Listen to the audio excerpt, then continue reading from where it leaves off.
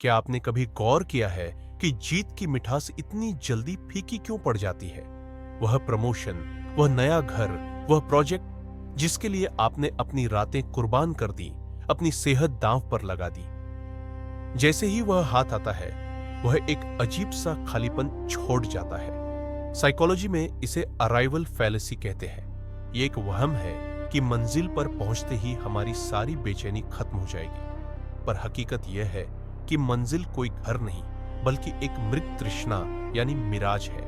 आप जितना करीब जाते हैं, वह उतनी ही दूर खिसक जाती है। हम अक्सर चोटी यानी पीक को देख रहे होते हैं, लेकिन भूल जाते हैं कि पहाड़ की चोटी पर कोई रह नहीं सकता। वहां हवा कम है, ठंड ज्यादा है। सुकून वहां पहुंचने में नहीं, बल्कि उस चढ़ाई की थकान में था जिसे हमने कभी महसूस ही नहीं किया। हजारों साल पहले देवताओं ने राजा सिसिफस को एक सजा दी जो आज हम सब भुगत रहे हैं। उसे एक भारी पत्थर पहाड़ पर चढ़ाना था।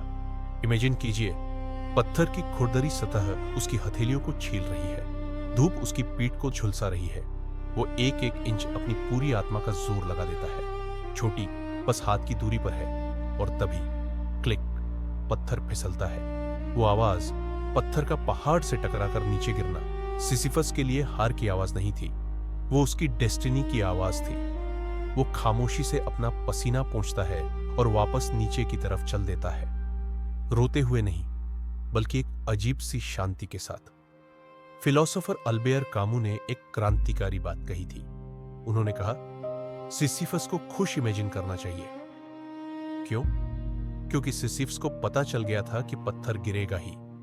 जिस पल उसने ये एक्सेप्ट कर लिया, देवताओं की सजा बेकार हो गई। जब आप ये समझ लेते हैं कि इस दुनिया में कोई स्थायी जीत यानी परमानेंट विन नहीं है, तो आप जीतना बंद करके जीना शुरू कर देते हैं। आपका काम, आपका संघर्ष, आपकी मेहनत ये कोई बोझ नहीं है। ये वो पत्थर है जिसे तराश कर आप अपनी पहचान बना रहे हैं। आजादी चोटी पर पहुंचने में नहीं है, आजादी उस वक्त में है जब पत्थर नीचे गिर चुका होता है और आप वापस नीचे की तरफ चल रहे होते हैं। वो चंद मिनट जब आप अपने पत्थर के गुलाम नहीं होते। अपनी खाली समय को, अपनी कोशिश को एंजॉय करना सीखिए, क्योंकि पहाड़ कभी खत्म नहीं होगा, पर आप मजबूत जरूर हो सकते हैं। अगली बार जब आपका काम खत्म न हो या कोई डील हाथ से निकल जाए, तो मुस्कुराइए, अपना पत्थर उठाइए और फिर से शुरू कीजिए, इस बार और भी ताकत के साथ।